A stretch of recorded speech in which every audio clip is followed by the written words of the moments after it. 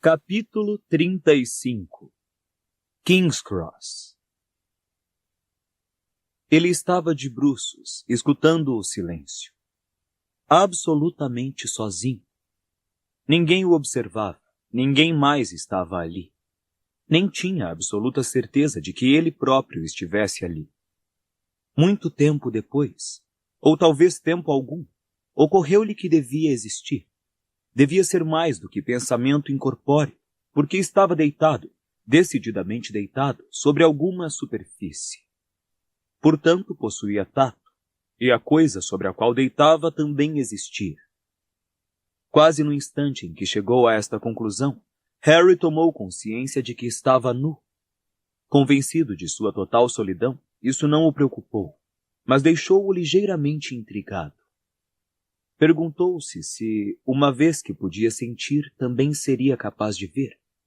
Ao abrir os olhos, descobriu que os possuía. Estava deitado em meio a uma névoa brilhante, embora não se parecesse com névoa alguma que já tivesse visto. O espaço que o rodeava não estava toldado, pelo contrário, a névoa vaporosa ainda não se formara ao seu redor. O chão em que estava deitado parecia branco, nem quente nem frio. Existia apenas algo plano, vazio, sobre o qual estar. Ele se sentou.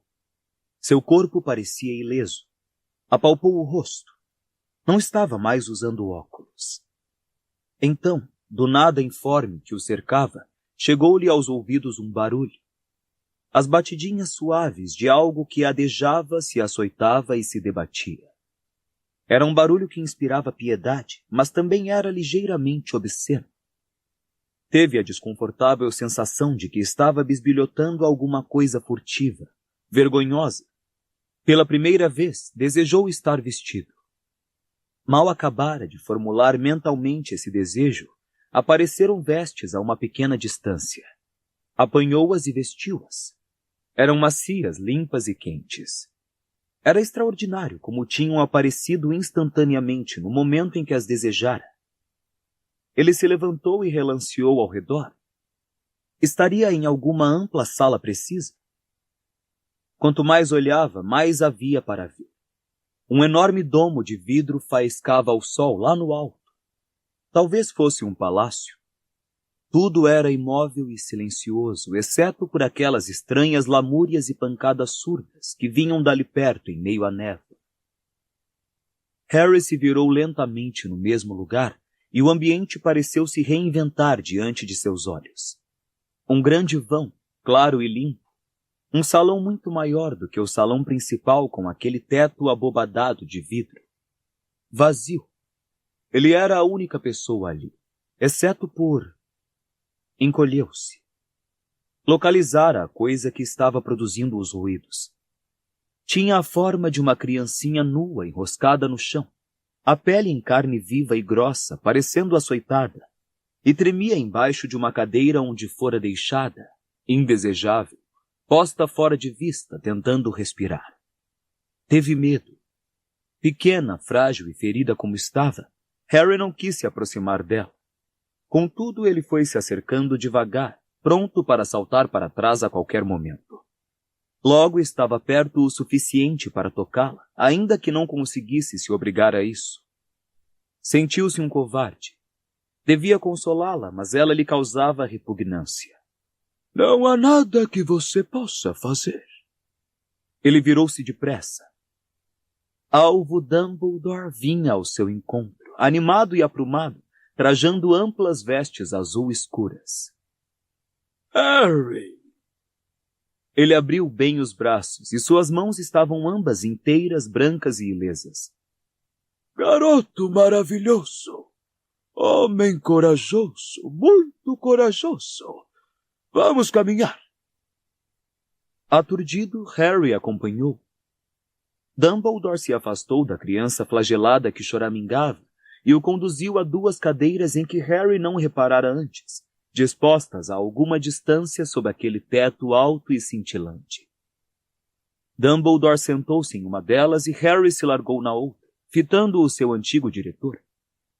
Os longos cabelos e barbas prateadas de Dumbledore, os olhos azuis penetrantes por trás dos óculos de meia-lua, o nariz torto, exatamente como ele lembrava.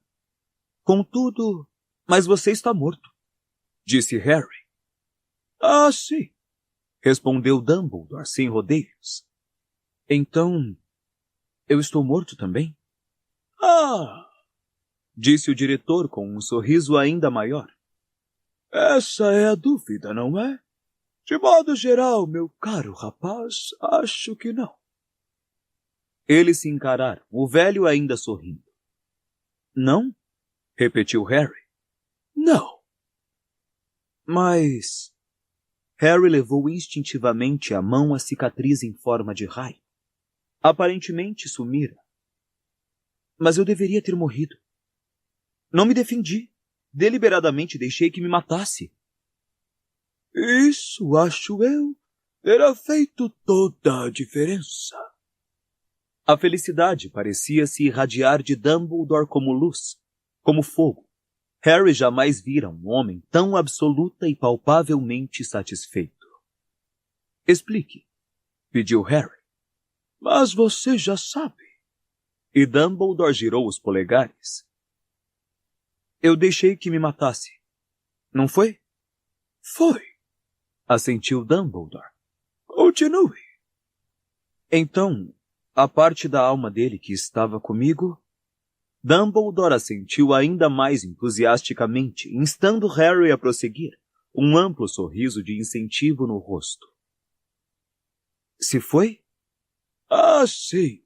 Ele a destruiu.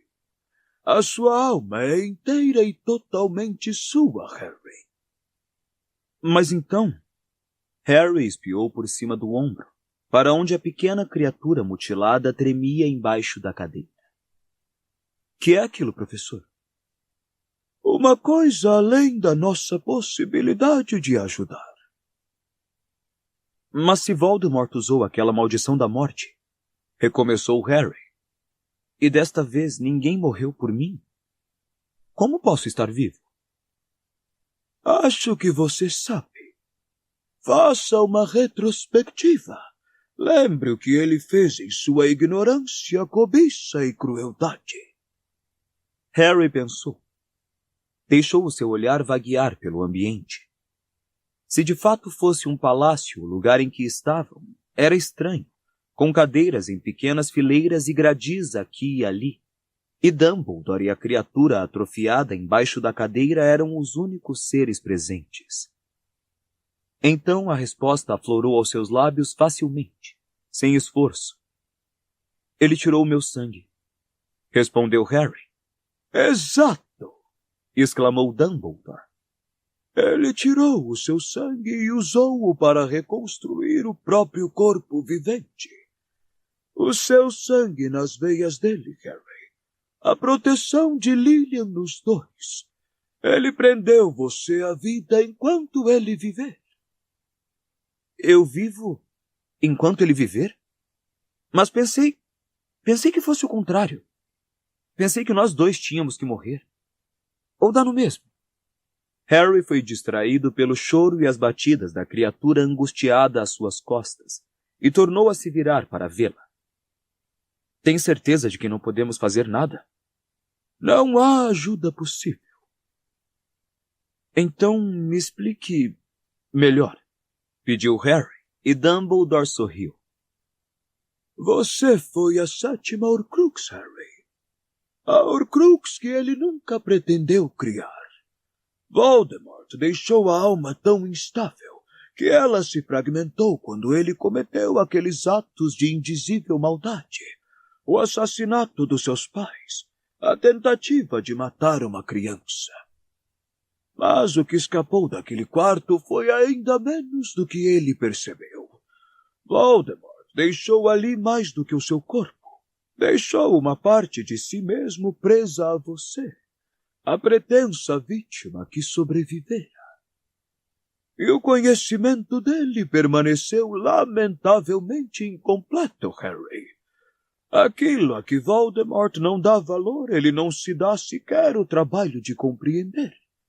De elfos domésticos e contos infantis, amor, lealdade e inocência, Voldemort não entende nada. Nadinha. Que todos tenham um poder que supere o dele. Um poder que supere o alcance da magia. É uma verdade que ele jamais compreendeu. Ele tirou o seu sangue acreditando que isto o fortaleceria. Integrou ao próprio corpo uma parte mínima do encantamento com que sua mãe o recobriu quando morreu para salvá-lo. O corpo dele guarda vivo o sacrifício de Lilian. Enquanto esse encantamento sobreviver, você também sobreviverá, assim como a última esperança de Voldemort. Dumbledore sorriu para Harry e o garoto o encarou. E o senhor sabia disso? Sabia o tempo todo? Tive um palpite. Mas os meus palpites normalmente têm sido muito bons, respondeu ele, feliz. E os dois ficaram sentados em silêncio por um tempo que pareceu muito longo, enquanto a criatura continuava a choramingar e tremer. Tem mais, disse Harry. Tem mais coisas. Por que a minha varinha partiu a que ele pediu emprestada? Quanto a isso, não tenho muita certeza. Dê um palpite, então, pediu Harry, fazendo Dumbledore rir. O que você precisa entender, Harry, é que você e Lord Voldemort empreenderam juntos uma jornada ao reino de uma magia até agora desconhecida e não comprovada. Imagino, porém, que tenha acontecido o seguinte, e não há precedentes, nem fabricante de varinha algum, acho eu, que pudesse jamais ter predito ou explicado isso a Voldemort. Sem querer, como você agora sabe, Lord Voldemort duplicou o vínculo entre vocês quando retomou a forma humana. Uma parte de sua alma já estava presa a você, e pensando em se fortalecer, ele incorporou uma parte do sacrifício de sua mãe. Se pudesse ter compreendido o poder exato e terrível daquele sacrifício, talvez não tivesse ousado tocar no seu sangue. Mas se ele fosse capaz de compreender, não seria Lord Voldemort e talvez nunca tivesse matado ninguém. Tendo garantido essa dupla vinculação, tendo amarrado os seus destinos juntos mais seguramente do que dois bruxos jamais fizeram em toda a história, Voldemort atacou você com uma varinha que possuía o mesmo núcleo que a sua. Então ocorreu algo muito estranho, como sabemos. Os núcleos reagiram de uma forma que Lord Voldemort, que nunca soube que a sua varinha era gêmea da dele, não poderia prever. Ele sentiu mais medo do que você naquela noite, Harry. Você tinha aceitado e até considerado bem-vinda a ideia da morte, coisa que Lord Voldemort jamais foi capaz de fazer. Sua coragem venceu. Sua varinha dominou a dele. E ao fazer isso, aconteceu entre as duas varinhas uma coisa que refletiu a relação entre os seus donos. Acredito que a sua varinha tenha absorvido parte do poder e das qualidades da varinha de Voldemort naquela noite. Ou seja, o objeto captou um pouco do próprio Voldemort. Então, a sua varinha o reconheceu enquanto ele o perseguia. Reconheceu o homem que era, ao mesmo tempo, parente e inimigo mortal, e regurgitou contra Voldemort um pouco de sua própria magia. Magia muito mais poderosa do que qualquer coisa que a varinha de Lúcio pudesse realizar. Sua varinha passou a conter simultaneamente o poder de sua enorme coragem e da perícia letal de Voldemort. Que chance teria aquela mísera varinha de Lúcio Malfoy? Mas, se a minha varinha ficou tão poderosa, como Hermione pôde quebrá-la? Perguntou Harry. Meu caro rapaz, seus efeitos excepcionais eram dirigidos apenas a Voldemort, que mexeu de forma tão imprudente com as mais profundas leis da magia. Apenas contra ele aquela varinha era anormalmente poderosa. Nos demais casos era uma varinha como outra qualquer, embora sem dúvida fosse boa, concluiu Dumbledore bondosamente. Harry parou refletindo um longo tempo, ou talvez segundos. Ali era muito difícil ter certeza de dimensões. Ele me matou com a sua varinha. Ele não conseguiu matar você com a minha varinha, corrigiu o Dumbledore. Acho que podemos concordar que você não está morto. Embora, é claro, acrescentou ele como se receasse ser indelicado, eu não esteja minimizando os seus sofrimentos, que seguramente foram rigorosos. Mas estou me sentindo ótimo no momento, replicou Harry olhando para suas mãos limpas e intactas. Exatamente onde estamos? Bem, eu ia lhe perguntar isso, disse Dumbledore olhando ao redor. Onde você diria que estamos? Até Dumbledore perguntar, Harry não fazia ideia. Então descobriu que tinha uma resposta pronta para lhe dar. Parece, disse lentamente, a estação de King's Cross. Exceto que muito mais limpa e vazia, e pelo visto não há trens. A estação de King's Cross! Dumbledore estava dando gargalhadas. Valha-me Deus, sério? Bem, onde o senhor acha que estamos? Perguntou Harry um pouco na defensiva. Meu caro rapaz, não faço a menor ideia. Como costumam dizer, a festa é sua. Harry não entendeu o que isso queria dizer. Dumbledore estava aborrecendo-o. Olhou carrancudo para o diretor. Então se lembrou de uma pergunta muito mais urgente do que a presente localização. As Relíquias da Morte, disse, e ficou satisfeito ao ver que as palavras tinham apagado o sorriso do rosto de Dumbledore. Ah, sim, disse ele, parecendo até um pouco preocupado. Então, pela primeira vez desde que Harry conhecera Dumbledore, ele pareceu menos que um homem idoso, muito menos. Pareceu, por um momento fugaz, um garoto apanhado em uma travessura. Será que pode me perdoar? Será que pode me perdoar por não ter confiado em você?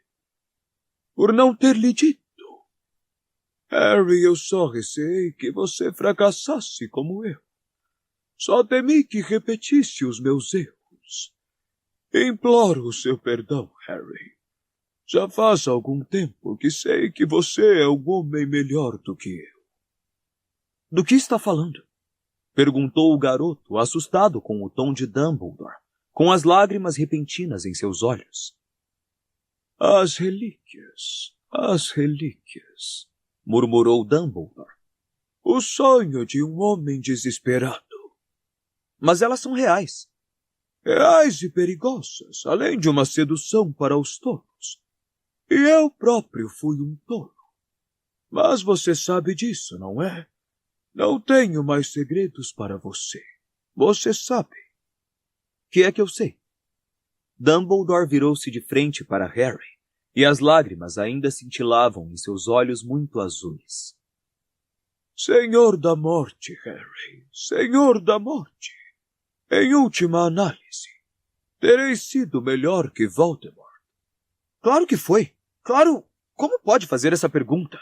O senhor nunca matou quando pôde evitar. Verdade, verdade. E ele parecia uma criança precisando de reafirmação.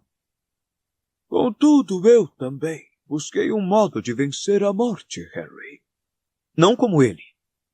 Depois de toda a sua raiva por Dumbledore, era estranho sentar ali sob aquele teto abobadado e defendê-lo de si mesmo. Relíquias, não Horcruxes. Relíquias, murmurou Dumbledore. Não Horcruxes. Exatamente. Houve uma pausa. A criatura choramingou, mas Harry não se virou. Grindelwald as estava procurando também? Perguntou ele. Dumbledore fechou os olhos por um momento e assentiu. Foi isso, acima de tudo, que nos aproximou, disse ele em voz baixa. 2 rapazes inteligentes e arrogantes com uma obsessão em comum. Ele quis ir a Godric's Hollow, como você certamente adivinhou, por causa do túmulo de Ignoto Peverell. Queria explorar o local em que o terceiro irmão falecera. Então é verdade? A história toda? Os irmãos Peverell eram os 3 irmãos do conto, confirmou Dumbledore. Ah, sim, acho que sim. Agora, se encontraram a morte em uma estrada deserta, acho mais provável que os irmãos Peverell fossem simplesmente bruxos talentosos e temerários que conseguiram criar esses objetos poderosos. A história de que seriam as próprias relíquias da morte me parece o tipo de lenda que pode ter surgido em torno de suas criações. A capa, como você agora sabe, passou durante séculos de pai para filho, de mãe para filha até o último descendente vivo de Ignoto, que nasceu na aldeia de Godric's Hollow. Dumbledore sorriu para Harry. Eu? Você. Você conjecturou, eu sei, por que a capa estava em meu poder na noite em que seus pais morreram. Tiago a mostrara a mim poucos dias antes.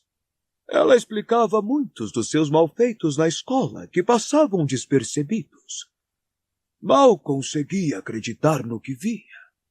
Pedi a capa emprestada para examiná-la. Havia muito tempo que desistira do meu sonho de juntar as relíquias, mas não pude resistir. Não pude deixar de vê-la de perto. Era uma capa como eu jamais vira, imensamente velha, perfeita sob todos os aspectos. Então seu pai morreu. E eu tinha finalmente 2 relíquias só para mim. Seu tom era insuportavelmente amargurado. A capa não teria ajudado meus pais a sobreviver. Apressou-se Harry a dizer. Voldemort sabia onde meu pai e minha mãe estavam. A capa não os tornaria a prova da maldição. Verdade, suspirou Dumbledore. Verdade. Harry aguardou, mas o diretor não disse mais nada. Então ele o instigou. Então, desistiu de procurar as relíquias quando viu a capa? Ah, sim, respondeu Dumbledore com a voz fraca. Ele parecia fazer força para fitar Harry. Você sabe o que aconteceu. Você sabe. Você não pode me desprezar mais do que eu me desprezo. Mas eu não o desprezo. Então deveria. Dumbledore inspirou profundamente. Você conhece o segredo da precária saúde da minha irmã? O que aqueles trouxas fizeram, no que a transformaram? Você sabe como meu pobre pai buscou vingança e pagou por isso, morrendo em Azkaban. Você sabe como minha mãe abriu mão da própria vida para cuidar de Ariana. Tive raiva disso, Harry. Dumbledore confessou abertamente, friamente. Olhava agora por cima da cabeça de Harry, para longe. Eu era talentoso, era brilhante. Queria fugir, queria brilhar, queria a glória. Não me entenda mal, disse ele, e a dor perpassou o seu semblante, fazendo-o parecer novamente muito idoso. Eu os amava. Amava meus pais. Amava meu irmão e minha irmã, mas era egoísta, Harry. Mais egoísta do que você, que é uma pessoa extraordinariamente generosa, poderia imaginar. Então, quando minha mãe morreu e me deixou a responsabilidade de uma irmã incapacitada e um irmão rebelde, voltei para minha aldeia enraivecido e amargurado. Preso e desperdiçado, pensei. Então, naturalmente, ele chegou. Dumbledore tornou a fitar Harry nos olhos. Grindelwald. Você não pode imaginar como as suas ideias me contagiaram, Harry. Me inflamaram. Trouxas forçados à submissão. Nós, bruxos vitoriosos. Grindelwald e eu, os jovens líderes gloriosos da Revolução. Eu tinha alguns escrúpulos. Aliviava a minha consciência com palavras vãs. Tudo seria para o bem maior, e qualquer dano causado seria compensado 100 vezes em benefícios para os bruxos. Se eu sabia, no fundo do meu coração, quem era Gerardo Grindelwald? Acho que sim, mas fechei os olhos. Se os planos que estávamos fazendo viessem a frutificar, todos os meus sonhos se concretizariam. E no cerne dos nossos projetos, as relíquias da morte. Como fascinavam a nós dois. A varinha invencível, a arma que nos conduziria ao poder. A pedra da ressurreição significava para ele, embora eu fingisse não saber, um exército de inferi. Para mim, confesso, significava o retorno dos meus pais e a remoção de toda a responsabilidade dos meus ombros. E a capa da invisibilidade? Por alguma razão nunca a discutimos muito, Harry. Nós dois éramos capazes de nos ocultar muito bem sem a capa, cuja magia, naturalmente, é poder ser usada para proteger e escudar outros além do seu dono. Pensei que, se algum dia a encontrássemos, ela poderia ser útil para ocultar Ariana, mas o nosso interesse na capa era apenas completar o trio, porque, dizia a lenda, o homem que reunisse os 3 objetos seria verdadeiramente o Senhor da Morte, e para nós, invencível. Senhores invencíveis da morte, Grindelwald e Dumbledore. 2 meses de insanidade, de sonhos cruéis e descaso com os 2 únicos membros da família que me restavam. Então você sabe o que aconteceu. A realidade retornou, na forma do meu irmão rude e iletrado e infinitamente mais admirável. Eu não quis ouvir as verdades que ele atirou na minha cara. Não quis ouvir que não poderia partir em busca das relíquias, levando comigo uma irmã frágil e instável. A discussão virou uma briga. Grindelwald se descontrolou. Aquilo que eu sempre percebera nele, embora fingisse não existir, revelou-se de um modo terrível. E Ariana, depois de todo o cuidado e a cautela de minha mãe, jazia morta no chão.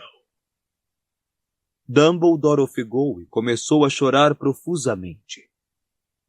Harry estendeu a mão e ficou contente de constatar que podia tocá-lo. Apertou seu braço com força e Dumbledore gradualmente recobrou o controle. Bem, Grindelwald fugiu, como todo mundo, exceto eu, poderia ter previsto.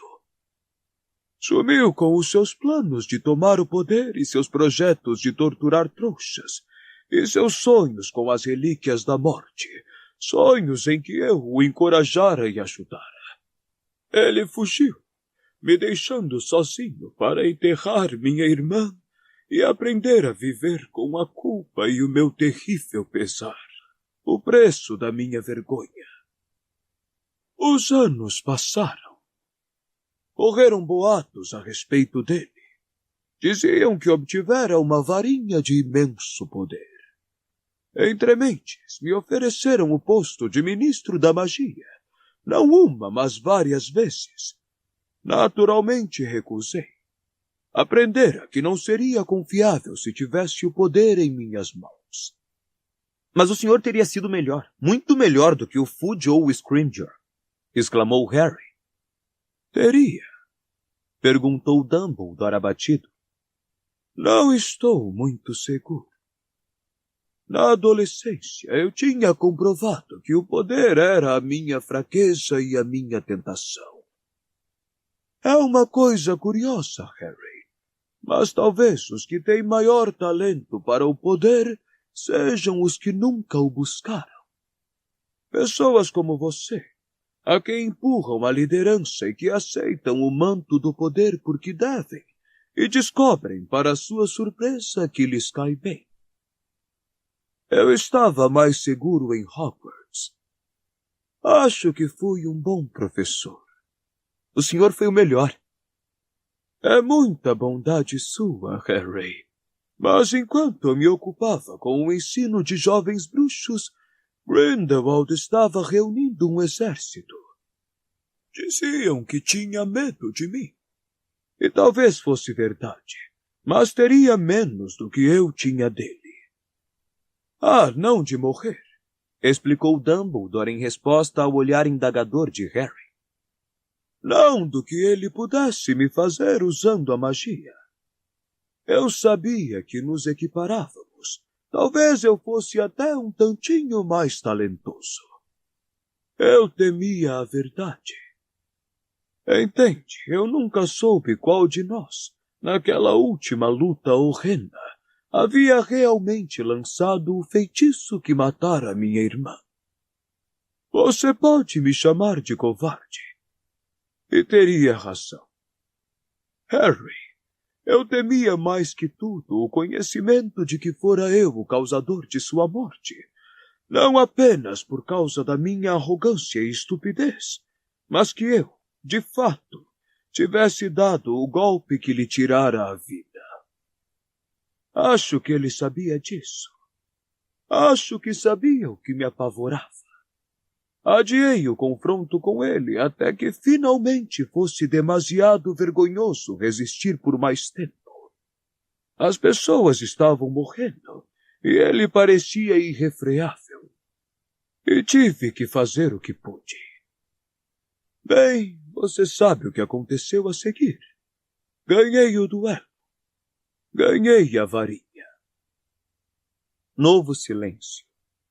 Harry não perguntou se algum dia Dumbledore havia descoberto quem matara a Ariana.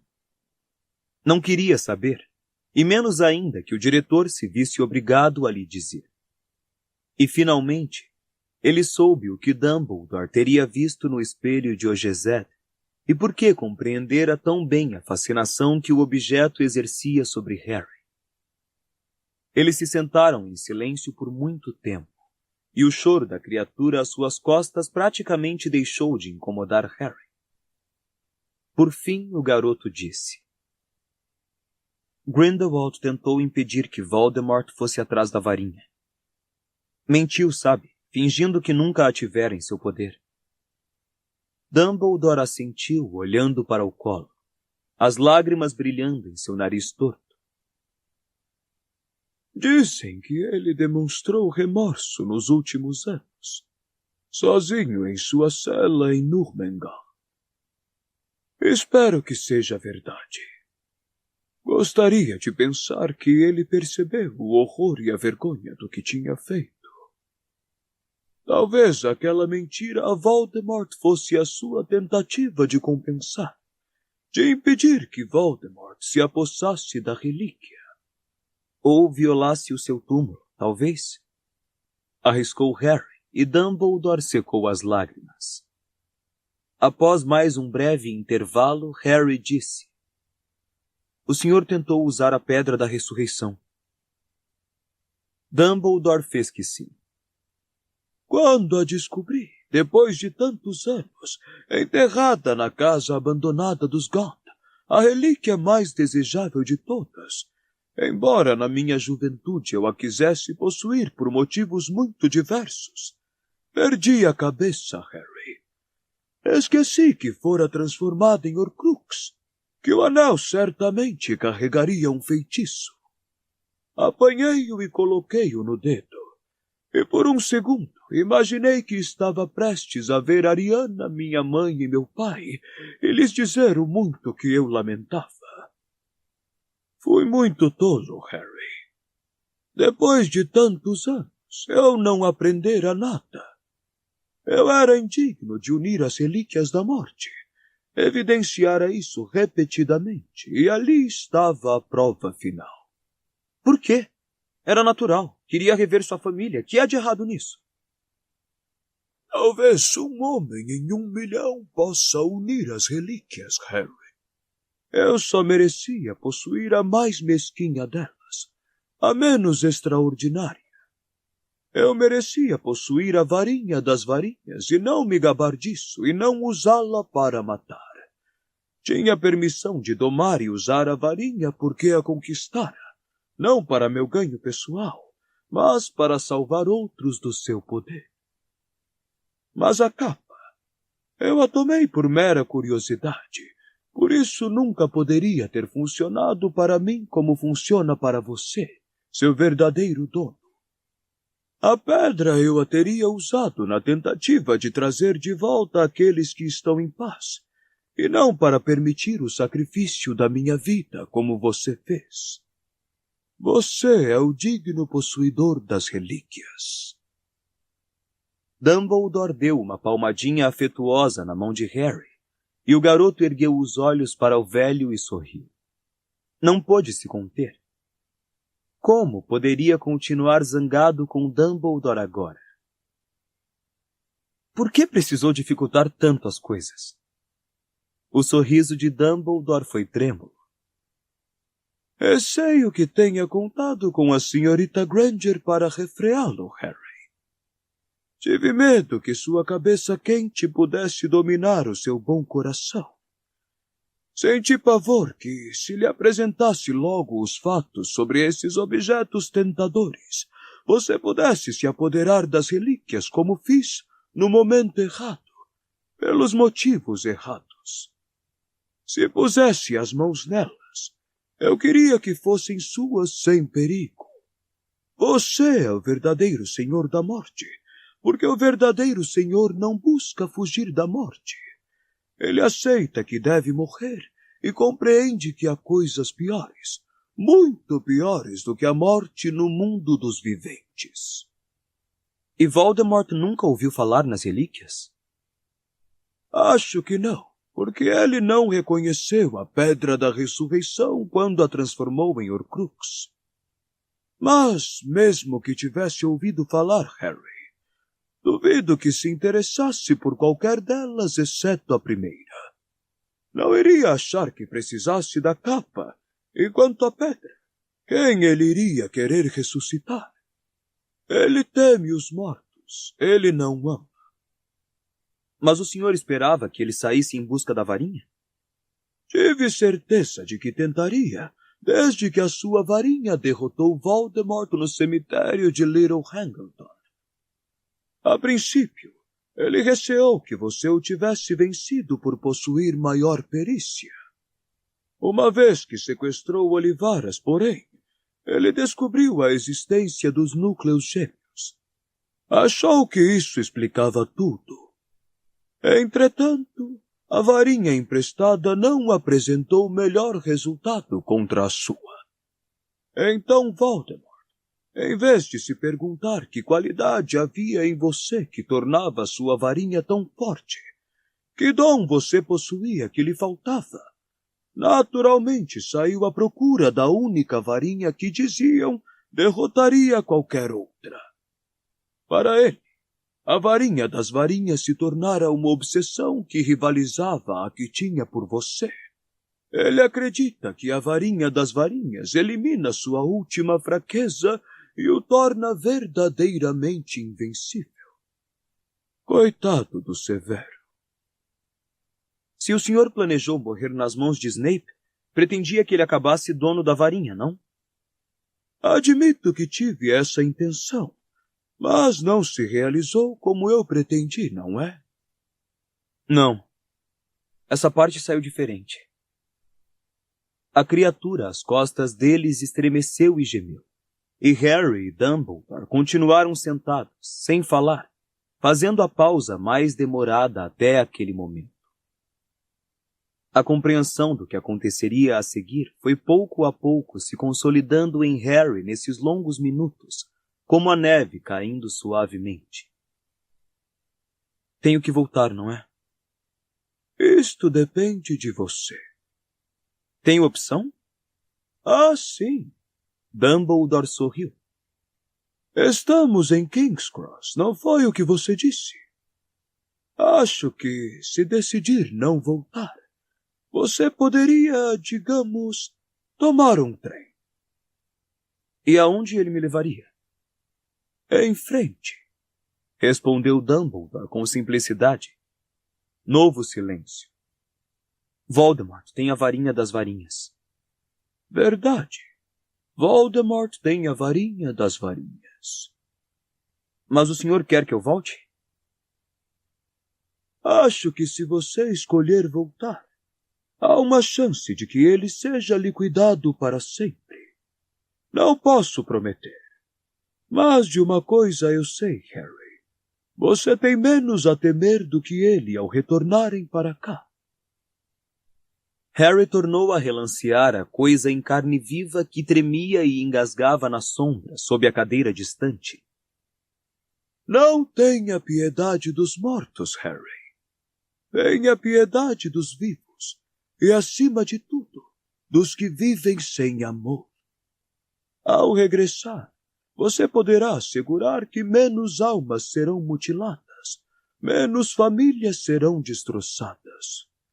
Se isso lhe parecer um objetivo meritório, então, por ora, diremos adeus. Harry assentiu e suspirou.